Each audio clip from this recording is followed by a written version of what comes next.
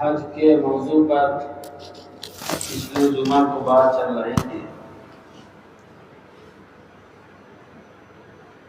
کہ صاحب استطاعت پر حج فرض ہے۔ حج اور زکوٰۃ یہ دونوں عبادتیں ایسی ہیں جو مالی ہیں، بدنی ہونے کے ساتھ ساتھ حج کی عبادت مالی بھی ہے، یعنی اس میں مال بھی لگتا ہے اور کثیر رقم لگتی ہے، لیکن ساتھ میں اللہ تبارک و تعالیٰ نے استطاعت لگا دیا ہے۔ وَلِلَّهِ عَلَى النَّاسِ حِجُّ الْبَيْتِ مَنِ اسْتَطَاعَ إِلَيْهِ سَبِيلًا۔ زکوٰۃ سال میں ایک مرتبہ فرض ہوتی ہے صاحب نصاب پر، وہ بھی اس کے مال پر سال گزرا ہو، حولان حول ہوا۔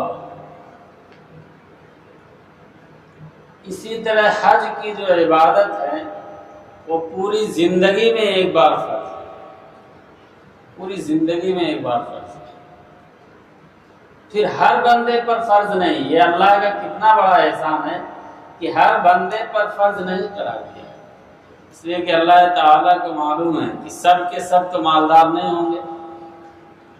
یہ اللہ کا سسٹم ہے، اللہ نے نظام بنایا ہے۔ نہ ہر بندے پر زکوٰۃ کو فرض کیا اور نہ ہر بندے پر حج کو فرض کیا۔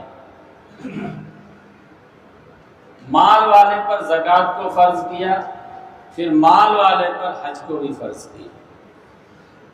یہی نہیں، جس کے پاس مال ہے لیکن وہ بیمار ہے، ثابت ہو گیا۔ مال ہے لیکن راستہ مامون نہیں ہے، اور خطر ہے راستہ، تو ڈیلے ہوتا رہے گا جب تک کہ راستہ پرامن نہ ہو جائے۔ مال ہے لیکن ایسی عورت ہے جس کے ساتھ کوئی جانے والا محرم نہیں، اس کے اوپر بھی حج فرض نہیں ہے۔ تو یہ ہے استطاعت۔ جب مال ہے، اتنا مال ہے کہ وہ جا سکتا ہے، حج کے ارکان ادا کر سکتا ہے، لیکن پیچھے جن لوگوں کو چھوڑ کے جا رہا ہے ان کی کفالت بھر مال اس کے پاس نہیں ہے، ان کا نفقہ بھی چلتا رہے، خرچہ چلتا رہے، اتنا مال اس بندے کے پاس نہیں ہے، تو ایسے بندے پر بھی حج فرض نہیں ہے۔ اب یہ دو جمعہ کی تفصیل کے ساتھ آپ سمجھ گئے ہوں گے کہ حج کیسے بندے پر فرض ہے۔ جانے کی طاقت رکھتا ہو، آنے کی طاقت رکھتا ہو، یعنی تندرست آدمی حج کے ارکان ادا کر سکتا ہے۔ اپنے پیچھے جن لوگوں کو چھوڑ کے جا رہا ہے ان کا نان نفقہ کی کفالت کر سکتا ہے، اتنا مال چھوڑ کے جا رہا ہے۔ راستہ پرامن ہو، پر خطر نہ ہو، خطرے سے راستہ بالکل خالی ہو۔ اب میں نے آپ کو ایک بات بتائی تھی کہ جو لوگ حج کو جا رہے ہیں بہت مبارکباد کے مستحق ہیں، لیکن نیت میں اخلاص ہو، نیت میں اخلاص ہو، اس لیے کہ چھوٹے سے چھوٹا عمل بھی نیت کے کھوٹ کے ساتھ اللہ کے یہاں قابل قبول نہیں ہے۔ دوسرے نمبر پر میں نے آپ کو بتایا تھا کہ شروع سے لے کر آخر تک جو مال خرچ کرنے جا رہا ہے حج کی عبادت میں، ایک رتی، ایک ذرہ کے برابر بھی، ایک دانہ کے برابر بھی اس میں حرام مال کی آمیزش اور حرام و ناجائز مال کی ملاوٹ نہ ہو۔ یعنی اگر نیت میں کھوٹ ہے تو ایسا حج قابل قبول نہیں ہے، مال میں حرام مال کی ملاوٹ ہے تو ایسا حج قابل قبول نہیں ہے۔ حاجی ادھر سے کہے گا لبیک اللہ کی طرف سے منادی جواب دے گا لا لبیک، حاجی کہے گا میری حاضری، میں حاضر ہوں مولا، میری حاضری کو قبول کر لیجئے۔ اللہ تعالیٰ کے فرشتے جواب دیں گے تیری حاضری قبول نہیں ہے، تیری لبیک قبول نہیں ہے، تیرا حج قبول نہیں ہے، تیرا عرفات میں جانا، مینا میں جانا قبول نہیں ہے، اس لیے کہ جو مال تو لگا رہا ہے میرے مرضی کے مطابق نہیں لگا، جس نیت سے تو آیا ہے اس نیت میں کھوٹ ہے۔ اسی طرح توبہ کر لیں، تمام گناہوں سے توبہ کر لیں، خاص طور سے حقوق العباد کو ادا کر کے جائیں۔ کسی سے اگر قطع تعلق ہے، کسی سے کوئی انبن ہے، کسی سے کوئی جھگڑا ہے تو اس کو صلح میں تبدیل کر کے جائیں، مصالحت کر کے جائیں، اس لیے کہ اللہ کے رسول صلی اللہ علیہ وسلم کا ارشاد گرامی مختلف مواقع پر مختلف الفاظ کے ساتھ مروی ہے۔ جناب محمد الرسول اللہ صلی اللہ علیہ وسلم کا ارشاد گرامی ہے قطع تعلق کرنے والا جنت میں نہیں جائے گا، رشتہ ناتا توڑنے والا جنت میں نہیں جائے گا۔ کتنی بڑی بات! ایک حاجی صاحب حج کو گئے، انہوں نے اپنی امانت مکہ میں ہی ایک صاحب کے یہاں رکھ دیا، حج سے فارغ ہو گئے، تمام ارکان کی ادائیگی سے فارغ ہو گئے، بڑی رقم تھی جو رکھا تھا ان صاحب کے پاس، لیکن جب لینے کے لیے پہنچے تو پتہ چلا کہ جس کے پاس امانت رکھی گئی تھی اس کا انتقال ہو گیا، اور گھر والوں کو اس امانت کے بارے میں، اس لین دین کے بارے میں کوئی اطلاع نہیں، کوئی علم نہیں۔ حاجی صاحب بیچارے پریشان، کریں تو کیا کریں؟ اللہ والوں کے پاس گئے، علماء کے پاس گئے جو وقت کے علماء تھے۔ علماء نے کہا کہ جاؤ زمزم کے کنویں میں پکارو، زمزم کے کنویں کے پاس اس بندے کو آواز دو، اگر وہ بندہ جنتی ہوگا تو جواب دے گا۔ یہ اللہ کی طرف سے اللہ کے مخصوص بندوں کو جس طرح نبیوں کو معجزات عطا ہوتے ہیں، اسی طرح اللہ کے ولیوں کو کچھ کرامات اور کشف عطا ہوتے ہیں۔ انہوں نے اپنے کشف و کرامات کی بنیاد پر یہ بات کہی، کیا آب زمزم کا جو کنواں ہے وہاں جائیں اور آواز دیں، اس کو پکاریں، اگر وہ جنتی ہوگا تو جواب دے گا۔ چنانچہ یہ حاجی صاحب بیچارے اس کنویں کے پاس پہنچے اور آواز دیا، کوئی جواب نہیں آیا۔ پھر پہنچے علماء کے پاس، علماء نے کہا یمن جاؤ۔ کہاں؟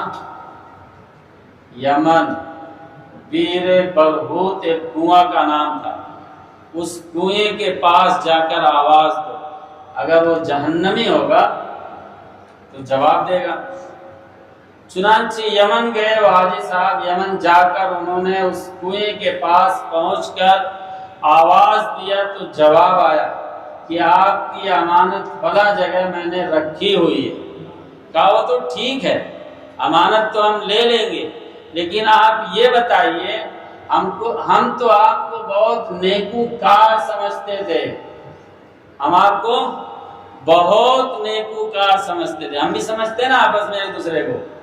تو حاجی صاحب ماشاءاللہ انہوں نے 5 حج کیے ہیں، یا تو حاجی صاحب ماشاءاللہ داڑھی کرتا پائجامہ، 5 ٹائم نماز پڑھنے جاتے ہیں، لیکن اندر کے حالات اللہ ہی کو معلوم۔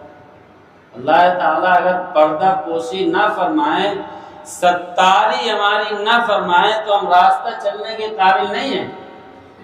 ہم سب ایسے ہیں، راستہ نہیں چل سکتے، ہمارے اندر اتنی خرابیاں ہیں، اتنے عیوب ہیں۔ یہ تو اللہ کا بہت بڑا احسان ہے کہ ایک ایک عیب کو، ہمارے ایک ایک مذاق کو، ہمارے ایک ایک چغلی کو، ہمارے ایک ایک غیبت کو، ہمارے شراب پینے کو، ہمارے ناپ تول میں کمیاں کرنے کو، ہمارے جو ہے زنا کرنے کو، چاہے وہ آنکھ کا زنا ہو، چاہے وہ ہاتھ کا زنا ہو، چاہے وہ پیروں کا زنا ہو، چاہے مکمل طریقے پر زنا ہو، اللہ تعالیٰ کا بہت بڑا احسان ہے کہ اللہ تعالیٰ پردہ پوشی فرما رہے ہیں، ورنہ ہم راستہ نہیں چل سکتے۔ اتنی کمیاں، اتنے عیوب، اتنی خرابیاں، اتنی برائیاں ہمارے اندر، اتنے بڑے بڑے گناہ کے مرتکبین ہیں ہم لوگ۔ اللہ تعالیٰ سے دعا بھی کرتے رہیں کہ اللہ تعالیٰ ہمیں گناہوں سے پاک و صاف فرمائے اور گناہوں سے دور رہنے کی توفیق عطا فرمائے اور ہمارے ساتھ ستاری کا معاملہ کرتا رہے۔ تو انہوں نے کہا ہم تو آپ کو بہت نیک سمجھتے تھے، نیکوکار سمجھتے تھے۔ کہا ہاں معاملہ ایسا ہی ہے، لیکن میری ایک بہن تھی جس سے میرا ناطہ ٹوٹا ہوا تھا، بات چیت میری بہن سے نہیں تھی، جس کے جرم میں سزا کے طور پر مجھے جہنم میں ڈالا گیا۔ سمجھ میں آئی بات؟ نہیں سمجھے؟ لگتا ہے سمجھ میں نہیں آئے، واپس بتانا پڑے گا۔ حاجی صاحب نے جن صاحب کے پاس امانت رکھی تھی، مرنے کے بعد جہنم میں ڈالا گیا۔ امام ذہبی رحمۃ اللہ علیہ نے اس واقعہ کو نقل کیا ہے، بہت معتبر آدمی ہیں، نقل کرنے کے بعد کہتے ہیں اس واقعے کی تصدیق اللہ کے رسول صلی اللہ علیہ وسلم کے ارشاد گرامی سے ہوتی ہے کہ جو بندہ قطع تعلق کرے گا، جو بندہ رشتہ ناتا توڑے گا، وہ جنت میں نہیں جائے۔ سیدھی بات ہے۔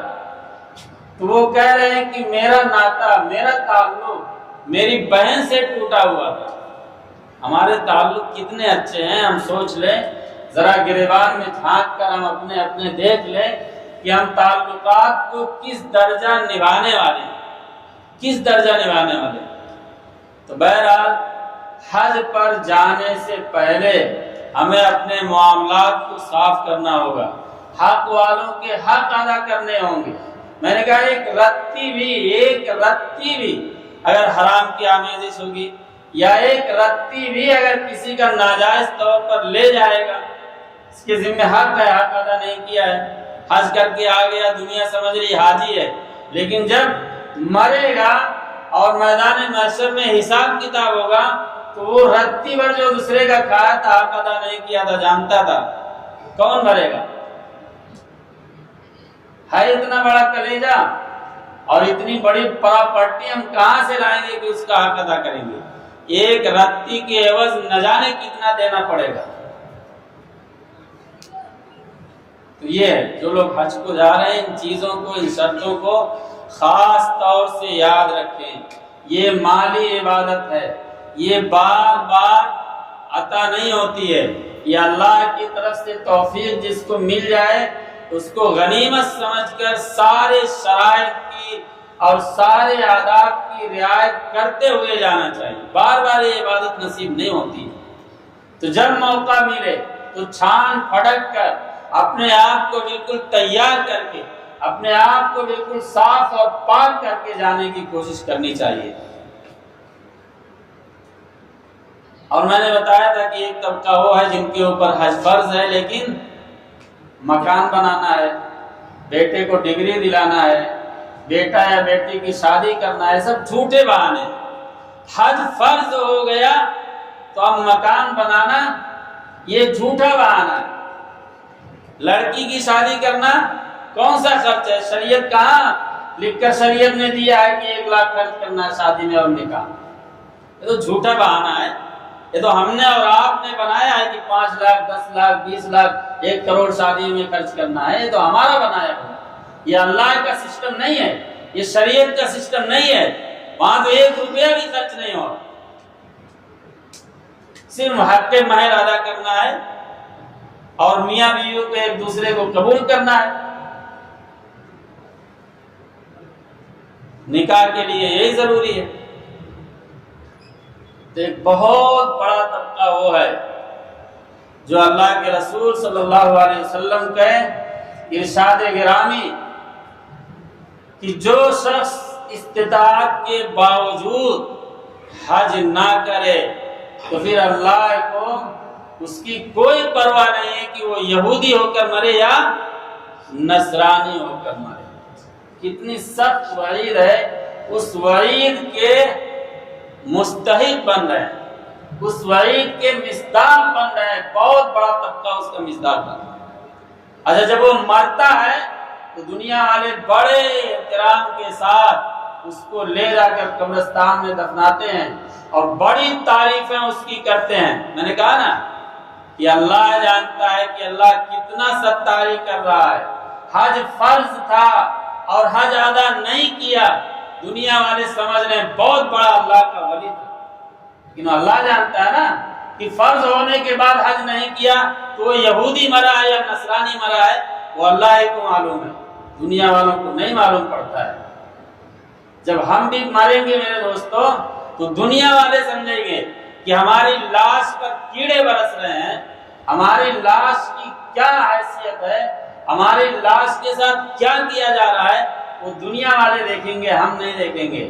اس لیے ہمیں اپنے بارے میں فکر کرنی چاہیے کہ ہم اپنے مولا کو راضی کرنے والے بن جائیں اور راضی کر کے اس دنیا سے جانے والے بن جائیں۔ ہمیں اپنی فکر کرنی چاہیے، مرنے کے بعد کوئی دیکھنے نہیں آتا ہے پلٹ کر، اور کب مر جائیں گے یہ بھی پتہ نہیں۔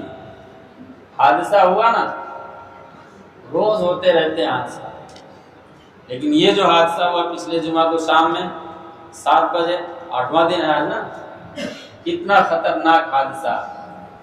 بہت سارے لوگ تو فون پر اپنے بچوں سے یہ کہہ رہے ہوں گے کہ بس 1 گھنٹے میں گاڑی اسٹیشن پہ پہنچنے والی ہے، 4 گھنٹے میں پہنچنے والی ہے۔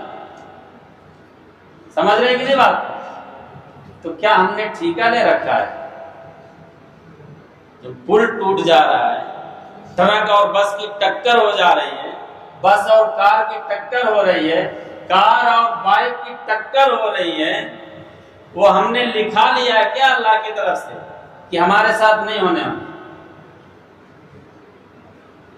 گورو گاندھی گجرات کا ایک ڈاکٹر، 41 سال، شاید آپ میں سے جانتے ہو، 41 سالہ ڈاکٹر جس نے 16,000 دل کے جو سرجری والا آپریشن ہوتا نا، اس میں دل کا اس میں پلانٹ پتہ نہیں کیا کیا ہوتا، اپنے کو اتنا نالج اتنی جانکاری نہیں ہے، لیکن 16,000 اس نے دل کے کامیاب آپریشن کیے۔ کتنے؟ 16,000، 3-4 دن پہلے کی بات ہے، اور نارمل بالکل روز کی طرح مریضوں کو دیکھ کر گھر پہ آتا ہے، کھانا کھاتا ہے۔ ہاں، روز کے معمول کے اعتبار سے اس دن ذرا پہلے سو جاتا ہے، لیکن اور کوئی بدلاؤ نہیں اور کوئی تبدیلی نہیں، ہنسی مذاق میں، کھانے میں، کسی طرح کوئی بدلاؤ نہیں۔ لیکن صبح 6 بجے گھر والے جا کر جگاتے ہیں تو لاش، مردہ لاش۔ کون بندہ؟ جس نے 16,000 دل کے کامیاب آپریشن کیے، ڈاکٹروں کے پاس جب لے گئے، ڈاکٹروں نے مردہ قرار دیا تو یہ کہا ہارٹ کی وجہ سے موت آئی ہے۔ ہارٹ کا اسپیشلسٹ جس نے 16,000 کامیاب آپریشن کیے، اس کو موت آ رہی ہے نارمل حالت میں گھر کے اندر، اور ہارٹ کے پرابلم سے آ رہی ہے، پہلے سے کوئی اطلاع نہیں۔ ہم یہ سمجھتے ہیں کہ ہم نے اللہ کی طرف سے دکھا لیا ہے۔ اگر یہ نہیں سمجھتے ہیں تو اللہ کی طرف رجوع کیوں نہیں ہوتے ہیں؟ 5 وقت جماعت کے ساتھ نماز کیوں نہیں پڑھتے ہیں؟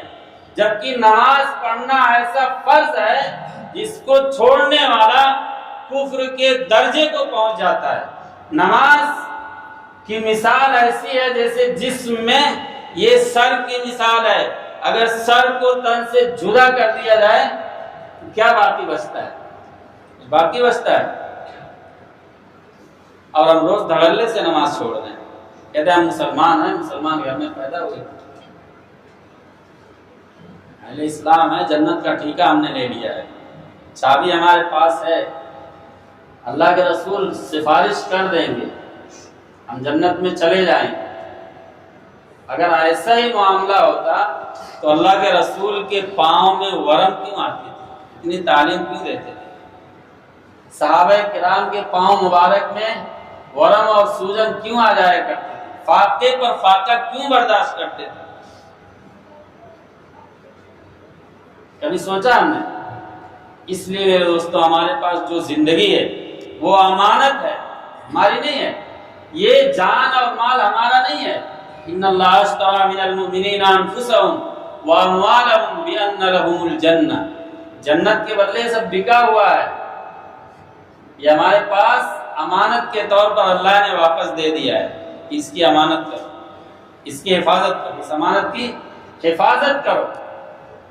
اب ظاہر سی بات میں اس سے پہلے بھی یہ بات بتا چکا ہوں کہ اگر کوئی آدمی کسی کو امین بنائے، کسی چیز کا امین بنائے، مثال کے طور پر کسی کو روپے پیسے کا امین بنا دے، کسی کو فیکٹری کا امین بنا دے، تو جو مالک ہوگا اس کی مرضی کے مطابق اس میں رد و بدل کرنا ہے یا اپنی مرضی سے کرنا ہے؟ مالک کی مرضی کے مطابق کرنا ہے نا۔ تو ہمارے جانوں اور مالوں کا مالک کون ہے؟ اللہ ہے۔ اللہ کی مرضی کے مطابق اگر ہم پھیر بدل کرتے ہیں، اللہ کی مرضی کے مطابق اگر ہم مالوں کو اور جانوں کو استعمال کرتے ہیں تو پھر ہم کامیاب ہیں۔ اور اگر اپنی مرضی کے مطابق جوئے میں جا رہا ہے، سٹے میں جا رہا ہے، شراب میں جا رہا ہے، عیاشی میں جا رہا ہے، تو ہماری مرضی کے مطابق جا رہا ہے۔ ہماری زندگیاں، ہمارے قدم، ہمارے ہاتھ، ہماری نگاہیں، ہمارے کام، موضوع دوسری طرف جا رہا ہے۔ لیکن میرے دوستو چونکہ ہر موضوع کا نچوڑ ایک ہوتا ہے کہ ہم اللہ کو پہچاننے والے بن جائیں۔ ہر موضوع کا نچوڑ ایک ہی ہوتا ہے کہ ہم اللہ کو پہچاننے والے بن جائیں اور اللہ کی مرضیات کے مطابق اپنی زندگی کو گزارنے والے۔ تو حج ایک بہت بڑی عبادت ہے۔ جو صاحب استطاعت شرائط و آداب کی رعایت کرتے ہوئے حج کر کے واپس آتا ہے، رجع کیوم ولدتہ امہ، اللہ کے رسول صلی اللہ علیہ وسلم کا ارشاد گرامی ہے کہ وہ ایسے واپس آتا ہے، ایسی حالت میں ہوتا ہے، اتنا پاک صاف ہوتا ہے جیسے اس دن تھا جس دن اس کی ماں نے اس کو جنا تھا۔ کتنی بڑی فضیلت ہے۔ عمرہ، دوسرا عمرہ، یعنی ایک عمرہ دوسرے عمرے کے درمیان جتنے گناہ، جتنے جو ہے معاصی کیے جاتے ہیں ان کے لیے کفارہ بن جاتا ہے۔ اور حج کے بارے میں کیا کہا اللہ کے رسول نے؟ الحج لیس لہ جزاء الا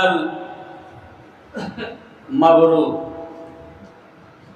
الا الجنہ والحج المبرور لیس لہ جزاء الا الجنہ، کہ حج مقبول اس کا بدلہ جنت کے سوا کچھ ہے ہی نہیں۔ لیکن ہمیں شرائط اور آداب کی رعایت کرتے ہوئے حج کو ادا کرنا ہے۔ حج ایک عاشقانہ عبادت ہے، اللہ کے ساتھ محبت کو ظاہر کرنے کی عبادت ہے۔ بندہ چونکہ چاہتا ہے کہ اللہ سے محبت کا اظہار کرے، ایک پورا خاندان ابراہیمی، انہی کے نقش قدم پر وہاں جا کر چلنا ہے، انہی کے نمونے کو اپنانا ہے، انہی کے افعال کو کرنا ہے۔ ان کی بیوی سیدہ ہاجرہ نے جو کیا، صفا سے مروہ دوڑی، مروہ سے صفا دوڑی، وہی دوڑ کو لگانا ہے۔ اس کے علاوہ زیادہ کچھ نہیں حج میں۔ عرفات میں قیام کیا تو عرفات میں قیام کرنا ہے۔ اسماعیل علیہ السلام کے حلقوم پر چھری چلانے کی کوشش کیا، لیکن بدلے میں اللہ نے جانور کو قربان کرایا تو قربانی ادا کرنا ہے۔ مینا میں جانا ہے، مزدلفہ میں جانا ہے۔ اور شیطان جہاں جہاں رکاوٹ بن رہا تھا اسماعیل علیہ السلام کو آگے بڑھنے سے روکنے کے لیے 3 جگہوں پر بڑا جسم جثہ لے کر رکاوٹ بننے کی کوشش کیا تھا۔ ابراہیم علیہ السلام نے کنکریاں اٹھا کر جبریل امین کے حکم سے مارا تھا۔ وہ اس ادا کو نبھانا ہے۔ تو انہی اداؤں کو نبھانے کا نام، یعنی اللہ کے مخصوص بندوں کے مخصوص افعال کو بالکل دیوانہ پن کی شکل میں بالکل عاشقانہ شکل میں اللہ کے سامنے بالکل پراگندہ بات، پراگندہ حال کہ میرا تیرے سوا تو کوئی ہے ہی نہیں۔ ہم نے تو دیکھو کپڑے بھی سلے ہوئے نہیں پہنے ہیں، ہم نے خوشبو بھی نہیں لگا رکھی ہے، ہم نے پاؤں میں چپل بھی نہیں پہن رکھے ہیں، ہم تو تیرے دربار میں بالکل تیرا غلام بن کر حاضر ہو گئے ہیں، تو ہم سے راضی ہو جا، ہم تجھے یہاں منانے کے لیے آئے۔ یہ عاشقانہ ایک عبادت ہے میرے دوستو، جس کی ادائیگی کے لیے حجاج کرام ہر سال لاکھوں کی تعداد میں جاتے ہیں۔ اللہ سے محبت کی وجہ بہت ساری وجہ ہیں، اللہ نے پیدا کیا ہے، اللہ جو ہے انعامات سے نوازتا ہے اور نوازا ہے اور نوازتا رہے گا۔ ہمارے پاس آنکھیں ہیں، اس کی قیمت کوئی دے سکتا ہے؟ وَإِن تَعُدُّوا نِعْمَةَ اللَّهِ لَا تُحْصُوهَا۔ آسمان میں کتنے ستارے ہیں، گن سکتی ہے کوئی طاقت دنیا کی؟ دریا اور سمندر میں پانی کے کتنے قطرے ہیں، دنیا کی کوئی طاقت گن سکتی ہے؟ پوری دنیا میں درختوں کے اوپر کتنے پتے ہیں، کوئی ایسی طاقت وجود میں آئی ہے جو گن سکے؟ گننا شروع کریں گے ایک طرف سے تو دوسری طرف جھاڑنا شروع ہو جائے گا۔ گن سکتی ہے کوئی طاقت؟ نہیں گن سکتی۔ لیکن اگر مان لیا جائے کہ ان چیزوں کو گنا جا سکتا ہے تو بھی اللہ کی انعامات کو، اللہ کی نعمتوں کو نہیں گنا جا سکتا، اتنی زیادہ اللہ کی نعمت ہے۔ تو پھر اس کا تقاضا یہ ہے کہ ہم اللہ سے محبت کریں، محسن کے ساتھ ہم محبت کریں، ہمارے ساتھ ہم کو اگر کوئی 1000 روپیہ دے دیتا ہے، جب دوبارہ ملتا ہے بڑا پرتپاک استقبال کرتے ہیں، بڑے زور سے سلامی اس کو مارتے ہیں، 1000 روپیہ دیا تھا ہمارے آڑے وقت میں، اور ہمارا اللہ ہمیں روز نہ جانے کتنوں ہزار کا فائدہ پہنچا رہا ہے۔ آپ جس کے پاس نہیں ہے اس سے پوچھو آنکھ کی نعمت کتنی قیمتی ہے۔ کانوں کی نعمت اگر اللہ نہیں دیتا ہم بہرے ہوتے، اگر پاؤں نہیں دیتا ہم لنگڑے ہوتے، اگر ہاتھ نہیں دیتا ہم لولے ہوتے، اگر زبان نہیں دیتا ہم گونگے ہوتے۔ ذرا سوچو تو صحیح کہ اللہ نے کتنی نعمتوں سے نوازا ہے، پھر اس اللہ سے ہم محبت نہ کریں، اس اللہ کی مرضی کے مطابق ہم زندگی نہ گزاریں، یہ کہاں کا اصول؟ اور دوسری وجہ محبت کی، اللہ سے محبت کرنے کی دوسری وجہ یہ ہے، بہت ساری وجہیں ہیں لیکن میں نے کہا کہ 2 بڑی وجہ ہیں، ان میں سے دوسری وجہ یہ ہے کہ اللہ فعال لما یرید ہے۔ کیا ہے؟ اللہ جو چاہتا ہے وہی ہوگا۔ نوح علیہ السلام نے کیا چاہا؟ میرا بیٹا طوفان سے بچ کر میرے ساتھ آ جائے، ہوا ایسا؟ تو جب نبی کی چاہت نہیں پوری ہو رہی ہے تو ہم اور آپ کیا ہیں؟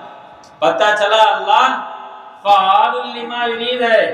ہم سب کے آقا و مولا جناب محمد رسول اللہ صلی اللہ علیہ وسلم کے چچا ابو طالب کتنا احسان کیا نبی کے ساتھ، انہوں نے ہر موڑ پر کھڑے رہے، ہر تکلیف میں ساتھ دیا، حتیٰ کہ جب در بدر کیے گئے، گھر سے نکالے گئے، شیب ابی طالب میں محصور کر دیے گئے، وہاں بھی ابو طالب نے ساتھ نہیں چھوڑا، آپ کے ساتھ ڈٹے رہے۔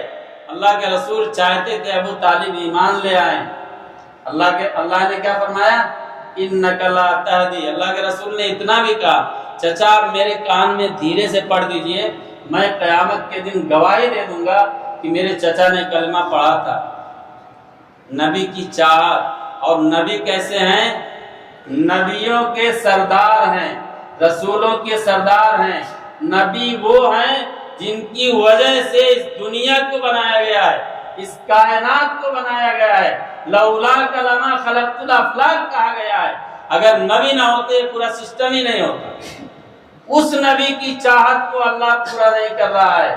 پتہ چلا اللہ فعال لما یرید ہے، وہ جو چاہے گا وہی ہوگا، پھر اس سے محبت کا دم ہم کیوں نہ بھریں، اسی کو ہم راضی کرنے کی کوشش کیوں نہ کریں۔ اللہ تعالی ہم سب کو کہنے سننے سے زیادہ عمل کی اور سمجھ کی توفیق عطا فرمائے۔